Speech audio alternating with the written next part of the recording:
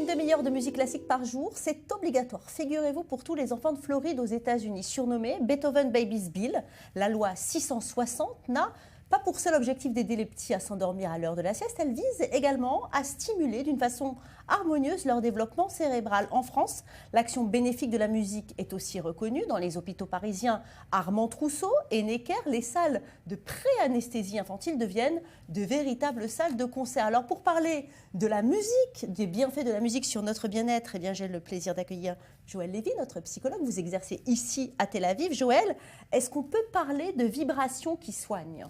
Oui, absolument, parce que c'est un langage d'abord universel et c'est un langage qui a cet atout de ne pas passer par l'intellect. Bon. Il passe par le sensitif, par l'émotionnel. Mais alors la musique, est-ce que on peut dire que c'est un support thérapeutique en psychiatrie ?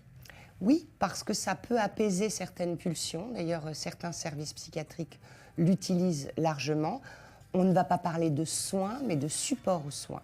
L'apaisement de certaines tensions peut passer, de même que certaines méthodes de relaxation utilisent de façon privilégiée le son, j'ai envie de dire plus que la musique, et la musicalité du son pour pouvoir apaiser un certain nombre de tensions intérieures qui ne peuvent pas passer par le mot, par l'expression verbale.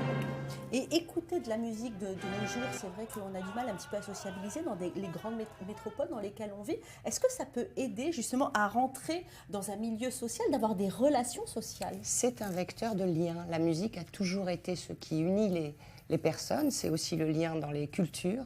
C'est aussi le lien avec la transmission de la culture.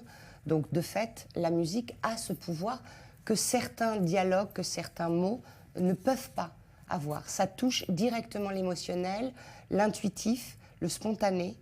Et de fait, ça a des vertus thérapeutiques, apaisantes, mais aussi ça engage la personne à aller vers l'autre. Oui, mais enfin, il paraît que concrètement, il y a certains dentistes qui utilisent de la musique, oui, ou bien certains chirurgiens pour des opérations bénignes qui utilisent de la musique au lieu d'utiliser de l'anesthésie pour limiter la douleur. Vous confirmez ? Oui, maintenant, on ne va pas se contenter de cela pour anesthésier un patient, sinon on va être quand même en grande difficulté. C'est encore une fois un support, et un support non négligeable, on le voit avec les tout-petits également, sur cette capacité que va avoir le son, la musicalité, de les amener à rythmer autrement leur rythme cardiaque. Donc, effectivement, pour des situations plus anxiogènes comme le dentiste, ça a un impact évident. Mais dans la vie de tous les jours aussi, on peut repérer ces impacts sur soi. Mais expliquez-moi comment ça fonctionne. C'est quoi l'effet de la musique ?